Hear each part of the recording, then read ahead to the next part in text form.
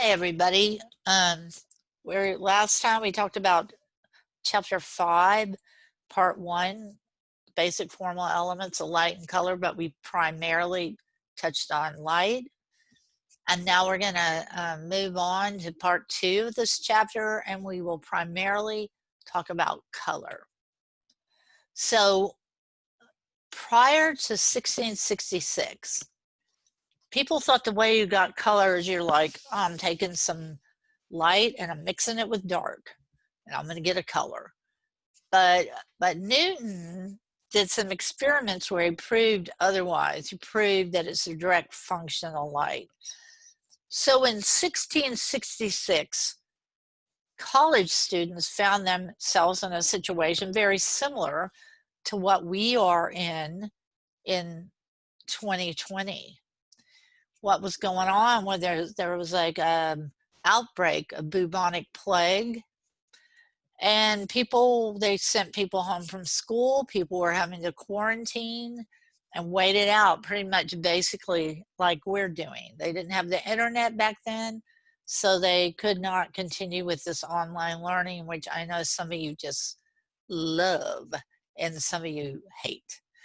So Newton, like, he goes home, and then instead of like getting on Instagram or whatever you kids do, playing like World of Warcraft. I don't know what any of these games are called. Instead of doing that, he's like, I'm going to do some ingenious experiments. And so this is during this time period. He figured out how gravity worked. He did a bunch of other stuff, and he proved that the color is a direct functional light. The way he did this was he knew about camera obscuras. We talked about them a little bit. We'll talk about them more in photography. But this is a camera obscura, was a drawing tool that artists would use. They'd poke a little hole in a wall, let light come in, and whatever was on the outside of that wall would project upside down onto the opposite wall or onto the canvas that they hung up. So he like fooled around poking different sizes in the shutters of his bedroom, which I'm sure his parents loved, till he figured out like the correct size of hole to use. So he's using a little hole, and up to that he would hold a glass prism, and the light would go through the prism, and then as it came onto this piece of paper that look how messy his room is. I know his mom loves that. Like this piece of paper that he laid in this chair, the light goes through the prism, and then it breaks up into these bands of color onto that piece of paper. And these bands of color, these are called the spectrum of colors. So here we have a little clear diagram where the white light's going through the prism, and then it's breaking up into these colors, the colors of the rainbow. Now, when the light goes through the prism, the bands of color are not so clearly separated. They kind of blend in together as they get toward the edge of each other. So we would get violet and blue-violet, blue and blue-green, et cetera, et cetera, et cetera, as we move down the spectrum of colors. From the color spectrum, Newton created the first color wheel. This is this one over here. And today's color wheel, which is like a little different, but basically the same colors, this is what our color wheel looks like. And all the spectrum of colors on the color wheel, those are all known as hues, also hues, H-U-E-S. And hues are pure saturated colors.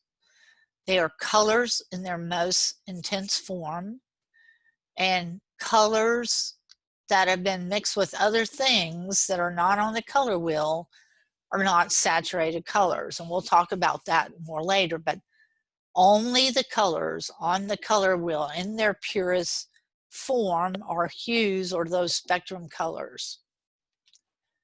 And while we're talking about it, white and black are not considered colors. They're considered light in the absence of light, but not colors.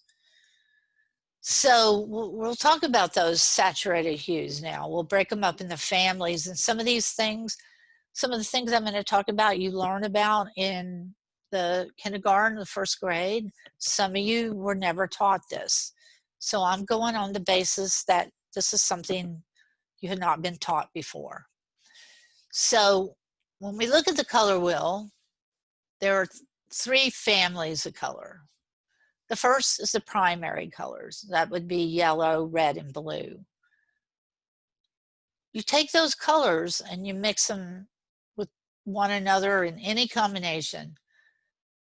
You get all the other colors on the color wheel. So red, blue, and yellow, those are the primary colors, and all other spectrum colors are created using a combination of these. From the primary colors, we move to the secondary colors. Secondary colors are created when you mix one primary with another primary. So the primary colors are green, orange, and violet. Green, you get when you mix yellow and blue. Violet, you get when you mix blue and red. Orange, you get when you mix yellow and red together. So it's two primaries make a secondary. The third group of colors, I call them the hyphenated colors because they're all hyphenated. These are known as the tertiary or intermediate colors. The way you get a tertiary or intermediate color is you mix a primary with a secondary. So for example, if we take yellow and we mix it with green, yellow's a primary, green's a secondary, we get yellow-green. If we mix red, a primary, with the secondary color violet, then we get the tertiary color red-violet. So again, a tertiary happens when you mix a primary and a secondary color. So now we're going to discuss saturated versus desaturated colors. And remember, once again, this is a red saturated color. A saturated color or a hue, those are those colors that are found on the color wheel. Sorry, I didn't turn off my email and I keep getting messages. So saturated color is that color on the color wheel. Desaturated colors are colors that have been mixed with white, gray in any combination, black, brown, or a saturated color is mixed with its opposite color on the color wheel, that will make it desaturated. So if you mix the saturated red with the saturated green, you're going to get a desaturated brown. So again, saturated colors are those colors on the color wheel. Those are colors in their purest, most intense form. Desaturated colors are not considered hues. They're not on the color wheel, but they're created by adding, like mixing a hue with either white, black, gray, a hue with its opposite, or brown. A hue with its opposite makes brown, but you can also take a brown and mix it with a hue, and then you get a desaturated color as well. And desaturated colors are less intense than those pure saturated colors or hues on the color wheel. So we're going to talk about some forms of desaturated color. The first is a tint. So a tint is you take a hue from the color wheel and you mix it with white.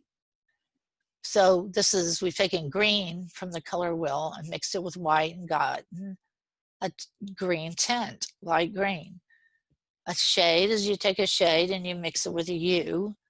A shade is you take black and you mix it with hue. So in this case, dark green is a shade of green. A tone is formed, you mix gray, which could be any combination of black and white. So it could be more white, than black, or more black than white, or an equal number of both, and you mix those with a hue and you get a tone. So all, like this color strip right here, these are all tones of green because they've been mixed with varying combinations of grays. So a tone is a hue plus a gray. Browns are desaturated colors. Browns are formed when you mix two opposite colors, two complementary colors on the color wheel. So we mix yellow and violet, we get a brown. We mix blue, green, and red, orange, we get a brown. We mix orange and blue, we get a brown, etc., etc., etc. And those browns are also desaturated. So now we're going to talk about color schemes. Color schemes are, artists will choose colors in certain combinations, and by doing so, they can affect the look, the mood, the psychological impact of an artwork. So the first color scheme we're going to talk about are analogous colors. An analogous color scheme consists of 4 to 5 adjacent colors on the color wheel that share common primary color. What do I mean by adjacent? I mean colors that are right next to each other on the color wheel. And what do I mean by share a common primary color? That means all those colors in that analogous color scheme, all those adjacent colors, they will share a single primary color. In this case, they all have red mixed in them, so that we have red, then we have red violet, that's obviously as red. Violet, that's made from blue and red. Blue violet's made from blue and violet, which is blue and red. So all of these colors share that common primary of red. Here's another color scheme that all the colors share the common primary of yellow, and that would be yellow, yellow-orange, yellow-green, green, and orange, because all of those colors contain yellow. I'll do one more. So this analogous color scheme all share the color blue. So there's blue-violet, there's violet, there's blue-green, there's green. You don't want to have more than one primary in a color scheme. So you couldn't have an analogous color scheme. You couldn't have an analogous color scheme that had blue and yellow in it, because that would be two primaries. So you got to only have one lone primary, and that all the other colors that are next to it share that primary color in their mixture. And with an analogous color scheme, you can have tints, tones, shades, browns, just as long as they fall within that analogous color scheme. So here are a couple of examples. What do you think the primary is in this? So you're not here, so I'm going to tell you. The common primary is yellow. So we have orange, yellow-orange, and then this kind of orangey brown, which orange has yellow in it.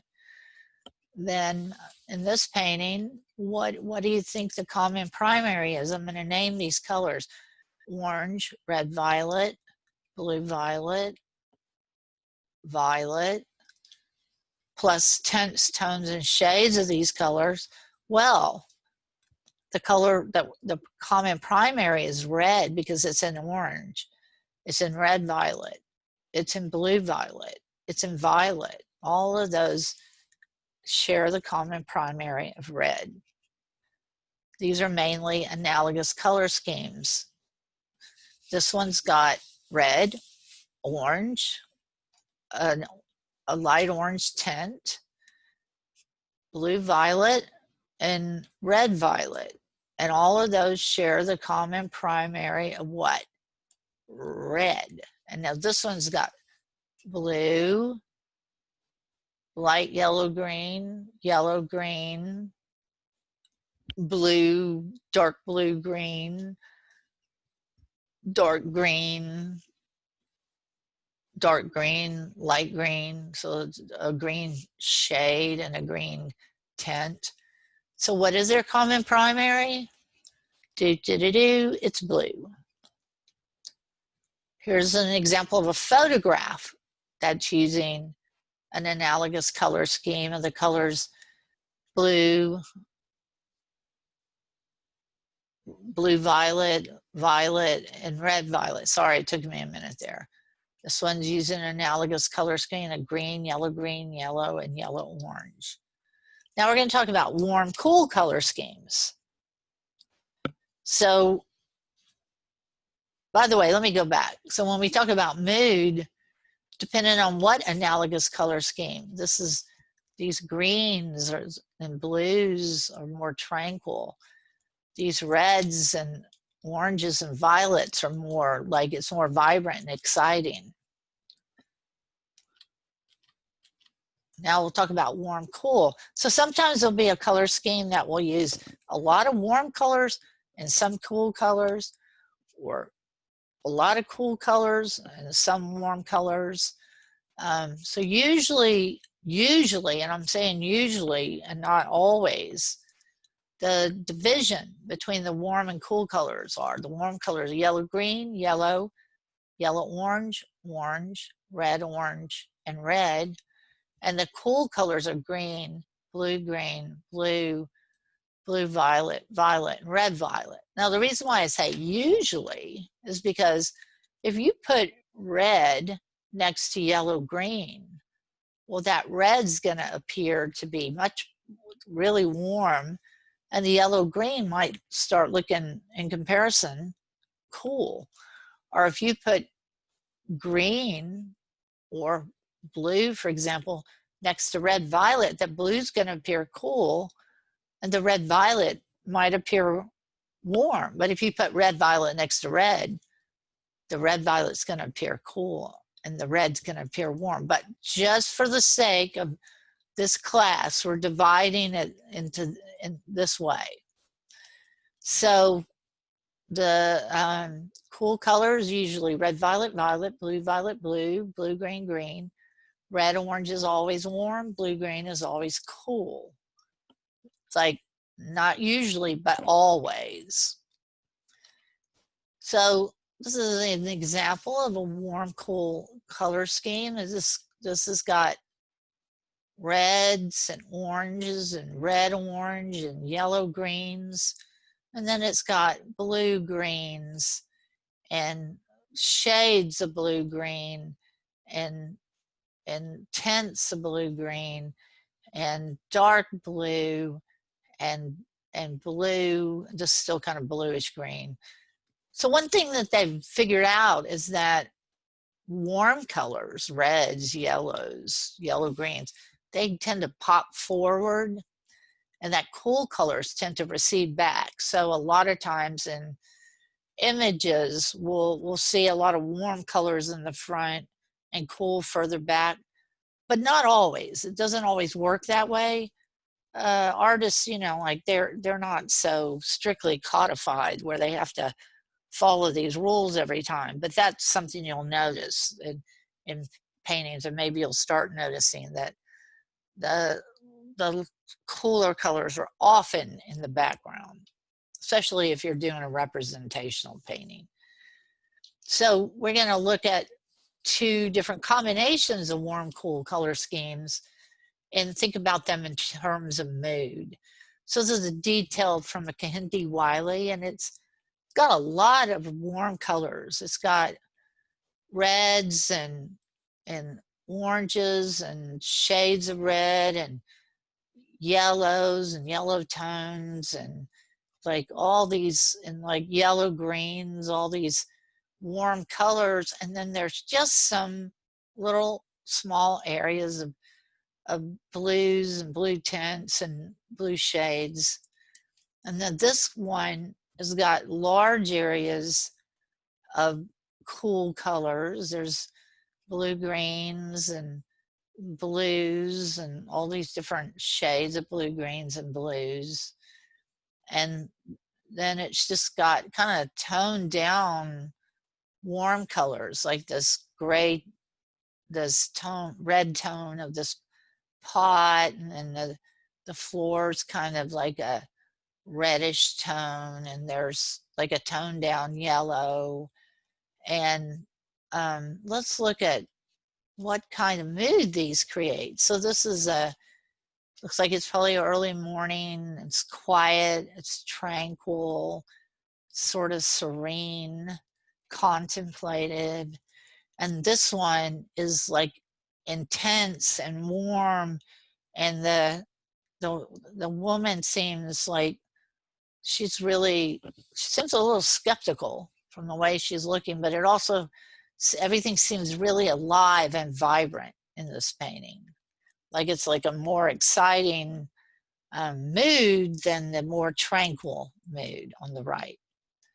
So then there's complementary color schemes. We talked about these a little bit, and those are colors that are directly opposite of one another on the color wheel. And just like our other color schemes, a complementary color scheme can also include tints, tones, shades, and brown containing those complementary colors. So I'll just give you some examples, like red, violet, and yellow, green. Those are complementary. Red and green, those are complementary. Blue, green, red, orange, those are complementary, et cetera, et cetera, et cetera. Now, when people do color schemes, they don't always stick strictly only to the colors in the color scheme. I just wanted to point that out. But this is a painting that has two sets of complementary colors in them. It's got yellows and violets, and it's got reds and greens in it. And then also like some blue, some orange in it. Here's some other ones. This is like complementary color scheme. That's blues and oranges, got a blue tint and oranges on the wall. This has got several complementary colors going on in it. Blue shoes, orange floor, yellow highlight, violet picture in the background, red dress, green leaves. Now, you might look at this and go, well, this is kind of like a warm, cool color scheme, and yes, it is, but it also contains complementary colors. So we can have both things going on, and we just need to point that out when we talk about it. In this one, there's a whole lot of blue shades, blue tints, blue tones, and very, very little orange.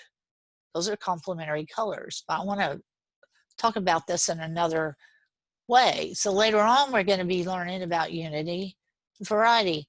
And unity is what is common, what holds an image together. So this image is unified because of the use of all these blues. Well, variety happens to deal with what is very different from what unifies it. Variety is when you introduce something in a small amount that counters a large amount of something. So in this, the basic formal element that there's a lot of is this cool blue color. And then that unifies it. But what creates variety in this is this complementary orange that is complement to the blue. But also it is, what also makes it different is that there's lots of this blue, lots of this cool color, then there's very little of its complement and very little of warm colors, which are the orange and the red. So variety is created when there's just a little of some basic formal element. Here's another one that has a lot of other colors in it, but it primarily has the complementary colors of red and green in it. And it's got little bits of yellow, green, and red, orange in it, which are also complements. Okay, so that's complementary colors. And again, a couple of things. When you have any of these color schemes, they're going to have tints, tones, shades, and browns in it. And when you have any of these color schemes, it might also have colors that are not in the color scheme. So finally, the last color scheme we're going to talk about It's a split complementary color scheme. So I'm going to go back to complementary in a minute. So complementary colors are opposite of one another. We mentioned that a million times. Complementary colors, you mix them together, you get brown. Well, your brain likes looking at complementary colors because your brain together will take those two colors and neutralize them into the brown. And that, because they neutralize into that mixture of brown, your brain is like, oh, I feel so calm and balanced. I feel well balanced. And then you go to the complementary colors, which kind of throw your brain off, because a split complementary color scheme, this is what it'll consist of. A color, such as green, but instead of lining it up with its complement, it splits off and lines it up with the two colors on either side of its complement. So in this case, we have green and red orange and red violet. Now your poor brain is like, no, I'm supposed to go to red, but you're not letting me. You're making me go to red violet and red orange, and I'm supposed to go to red. And so your brain's like kind of like, I'm fighting, I'm struggling to get to red, but you won't let me. And this makes for a more mentally stimulating image. Images that are done with split complementary color schemes, they excite your brain because your brain's like going, no, I need to neutralize, and you're not letting me do it.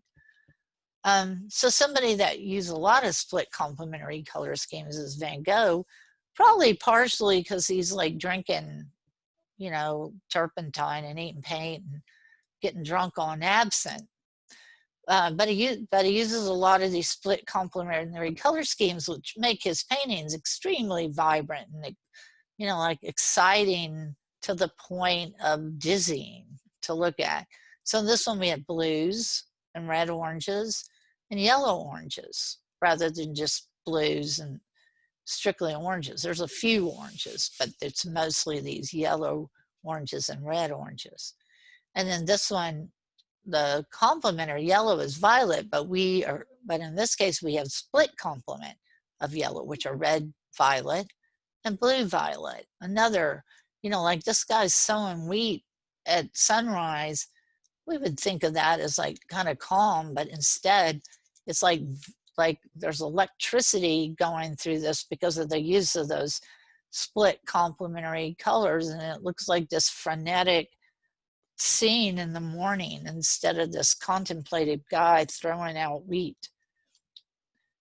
So here's some other ones, and then, you know, like I'm looking at this one and I'm like, oh heck, what did I do? But we have violet instead of yellow, we have yellow orange and yellow green. So that's a split complementary combination. And this one's got the blue and the red orange and the yellow orange, although I really feel like they're kind of pushing this and claiming that that color is yellow orange. But whatever, I'm just going by what these people say here.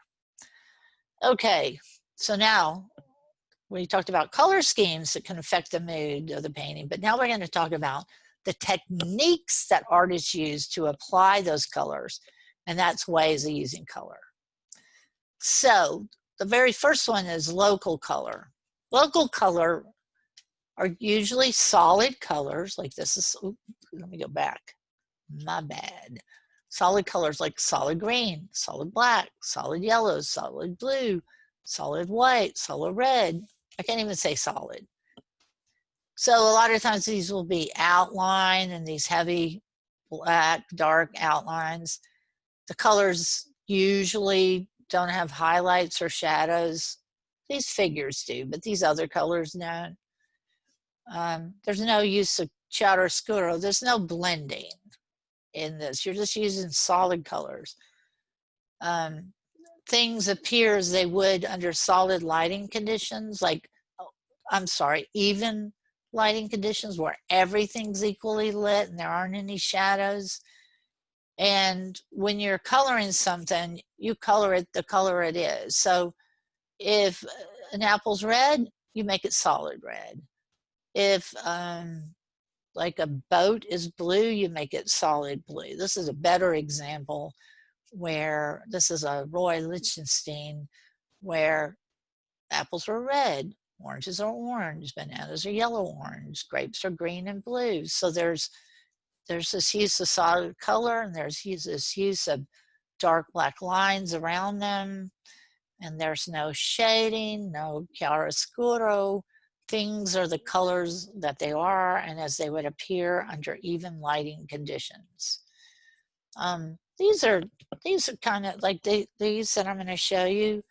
They could fall in another category called arbitrary color, but we're just going to say like this girl dyed her hair pink, this girl dyed her hair blue, this girl dyed her hair green.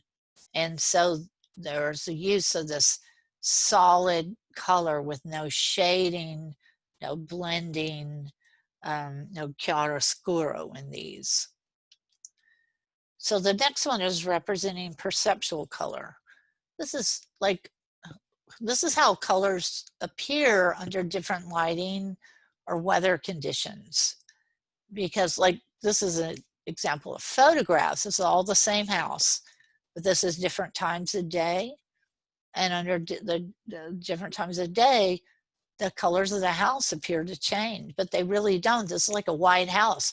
But because of the way the light affects the house, the weather affects the color on the house, it changes the way we perceive the color. These are some examples. This is a Winslow Homer. This is a watercolor, beautiful watercolor. A boat out on these waves. The sun is bright and it's reflecting off some of them. The sun is coming in from the side here, and then the boat is like casting shadows, and there's highlights on this boy, for example, and then the further away his clothing is from facing directly the sunlight, the darker it becomes. Now we might look at this Thomas Eakins and think that it is a tenebrism. In a way it kind of is, but also it is, the colors in this are affected by where the light's shining. So the light in this room is casting a spotlight purposely on these people that are performing the surgery, whereas all the medical students, they're not having that direct light cast on them, that spotlight cast on them. Some of them are sleeping. That would be me or you perhaps. But the lighting conditions in this room affect the way we see the colors.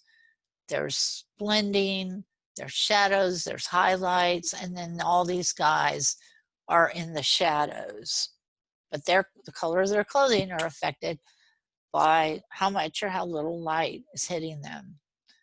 Here's some of the other examples of paintings that are using perceptual color because of the way the lighting conditions affect it. Like this woman's probably in a room with large windows and the sunlight is directly cast on her clothing, but then other areas of the room are in shadow, and this girl's like it's a cloudy sky, so her clothing doesn't seem, and it probably isn't made out of as intensive colors, but it doesn't seem as intense or as bright as this one because there's this overcast sky, and that changes the way we perceive colors.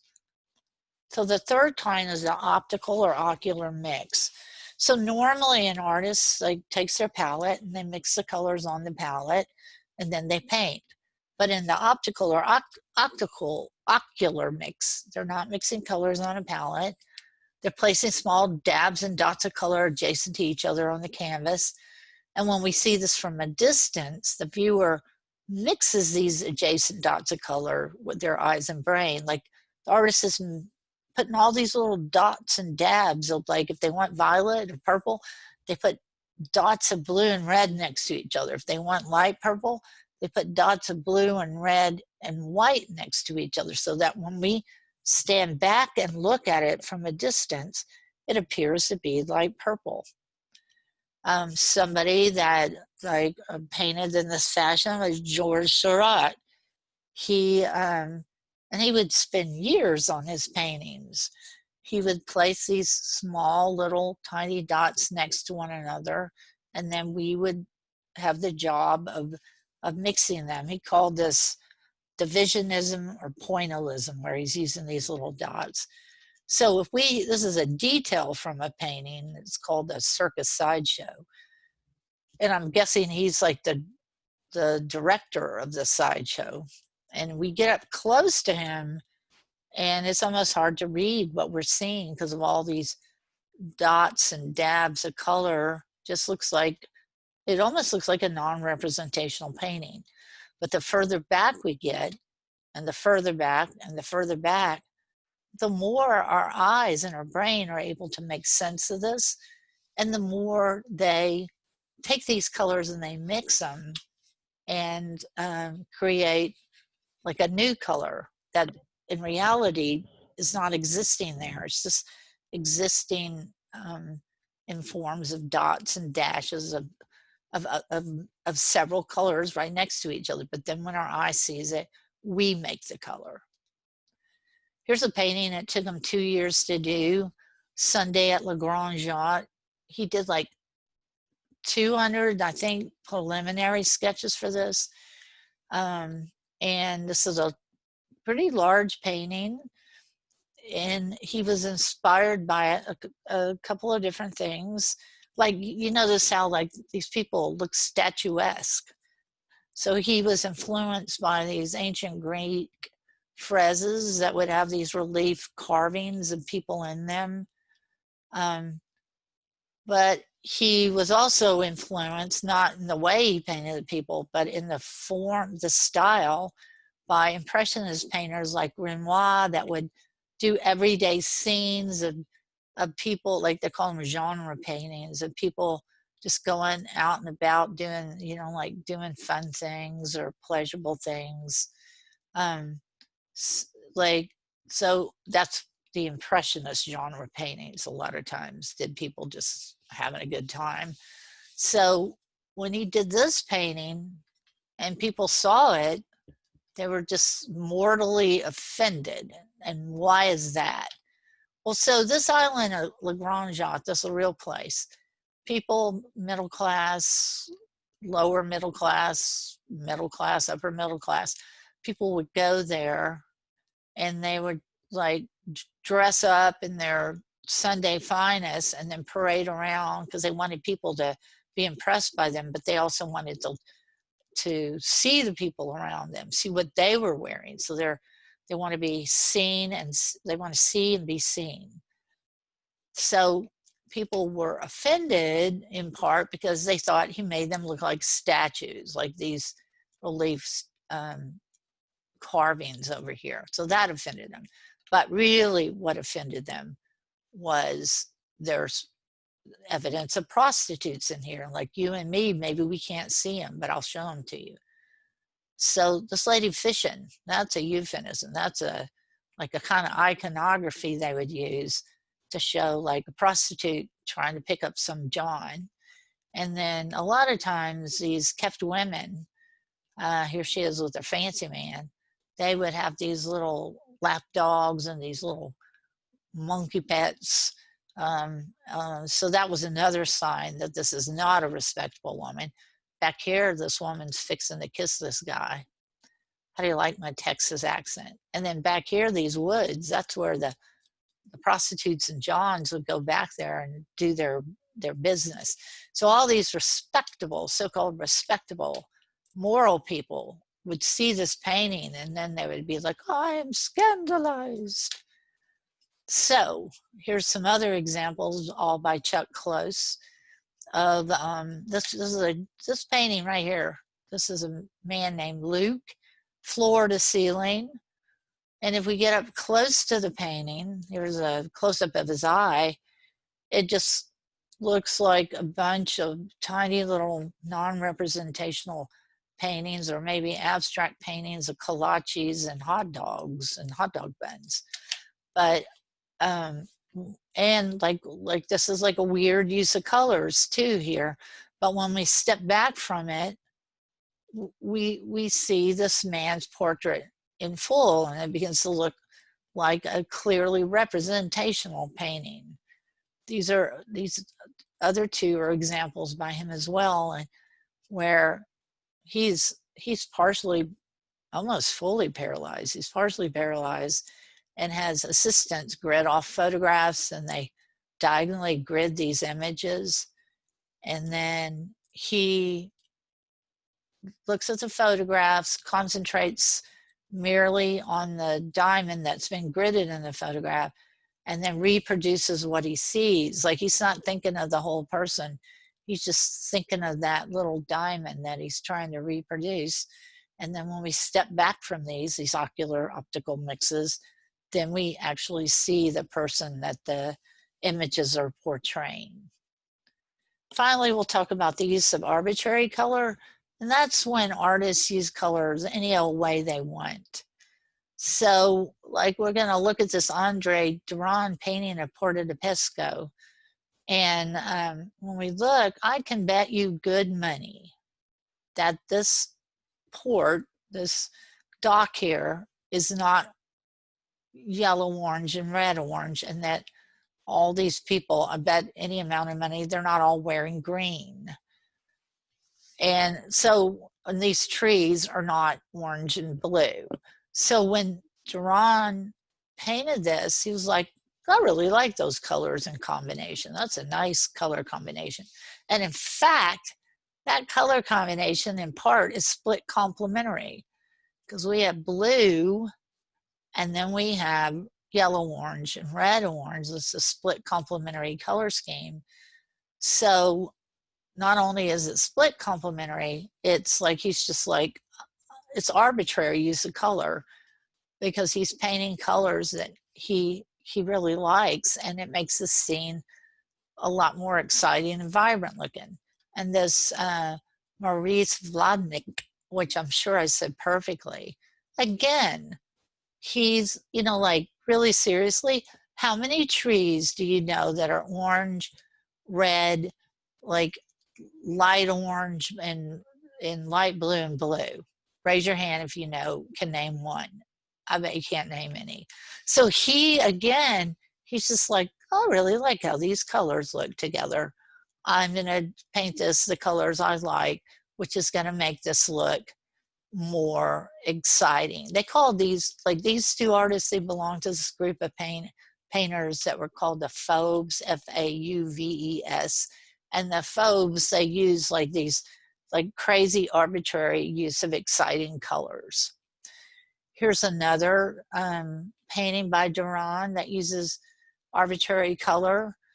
And again, he's also using split complementaries of a blue, red, orange, and yellow orange. Although you could argue that this was red, but I'm going to say it's red orange.